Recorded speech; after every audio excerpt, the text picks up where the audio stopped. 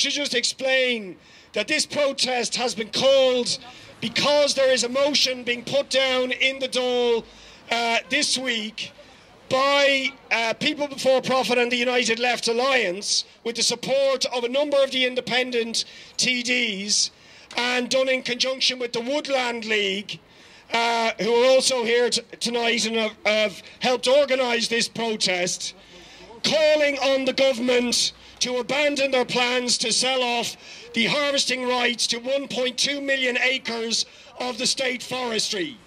And if people don't already know, that threat is imminent. Proud that we're putting forward this motion tonight, the private members bill, because when we heard that the sale was imminent of our harvesting rights, we felt it was very important to put it onto the agenda, to put it up to the government and let them see that people are absolutely opposed to this.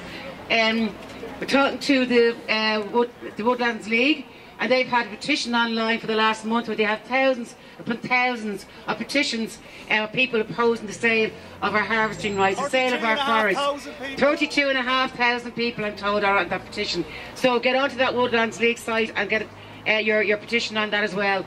We have 12,000 people working in Quilta, and 11% of our land is forestised.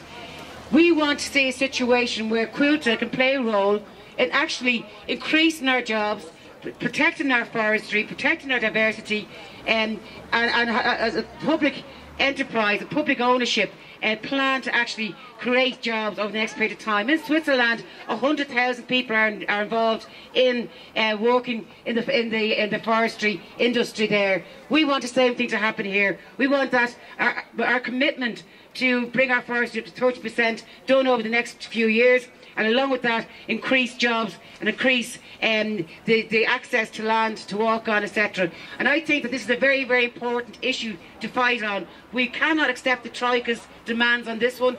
If this government blamed the Troika for everything, we have to say no.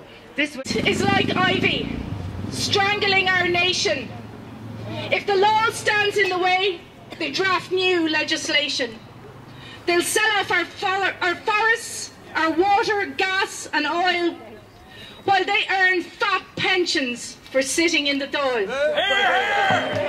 They cut at the citizens till there's nothing left to give. While the rich keep getting richer, we can barely live. Sorry. I can't understand how they seem to feel no shame, but many of us stand and shout, not in our name. Thanks very much, and I'll just focus on the issue of climate change. We absolutely need our forests. They're the carbon sink. We're already going to have difficulty meeting EU and international targets, and without that side of the equation, we're going to run into serious problems. We've already postponed into the future a huge debt that is not our debt onto the shoulders of our children and our grandchildren. We're now going to put another burden in terms of environmental costs unless we keep control and we actually develop a decent forestry policy. You know, and as far as I'm concerned, that this is just a strategic asset that absolutely has to be retained. It's our asset. It's not theirs to sell, and it just simply doesn't make economic or environmental sense. I was delighted when the ULA brought this motion last night and tonight, and many of us independents signed that motion, and we're very happy to.